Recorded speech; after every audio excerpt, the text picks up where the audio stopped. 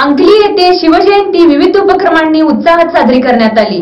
पन्हाळगडावरून आणलेल्या शिवज्योतीचे विविध मान्यवरांच्या उपस्थितीत स्वागत करण्यात आले। अंकली येथे शिवजयंती उत्सव विविध उपक्रमांनी उत्साहाने साजरा करण्यात आला। कार्यकर्त्यांनी पन्हाळगडावरून आणलेल्या शिवज्योतीचे स्वागत रणजित शिरशेट, शिवाजी माने, बाळासाहेब कोटेवाले, ज्योतिराम लोकरे, शिवाजी शिंदे, पिंटू काळगे, यशवंत काळगे यांच्या उपस्थितीत बसस्थानक सर्कलमध्ये करण्यात आले। जय भवानी जय शिवाजीच्या घोषणा देत कार्यकर्त्यांनी शिवज्योत अंबाबाई मंदिरात आणली। तुळजाभवानीचा अभिषेक विधिवत पूजन झाल्यावर शिवनेरी चौक, भवानी चौक, महावीर चौक मार्गे शिवज्योत मंडपात आणल्यानंतर प्रतिष्ठापना करण्यात आली।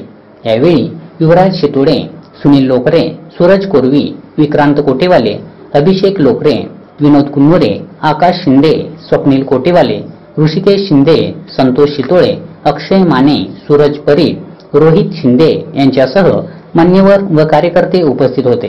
गेल्या वर्षापासून या वर्षापर्यंत आपल्यामध्ये परिवर्तन काय झालं का याचा मागमूस घेण्याची ही वेळ असते। शिवाजी महाराजांच्या जयंत्या करायच्या, शिवाजी महाराजांच्यावर व्याख्यानं द्यायची, शिवाजी महाराजांच्यावर बोलायचं, लिहायचं, वर्तमानपत्रामध्ये जाहिराती द्यायच्या, वाचायचं, त्याचा आपल्या निजी जीवनावर काय परिणाम होतो का याचा अभ्यास करण्याची ही वेळ आहे। यांच्या या सगळ्या गुणांचा आपल्या रोजच्या जीवनावर काय परिणाम होतो का याचा अभ्यास करताना मला अगदी आवर्जून सांगावंसं वाटतं। राजांनी संपूर्ण हिंदू राज्य स्थापन केलं। काही जणांच्या माहितीसाठी मी आवर्जून सांगू इच्छितो की भारताच्या जवळजवळ 75-76% क्षेत्रावर हिंदूंचं राज्य स्थापन करणारा हा एकमेव राजा होऊन गेला।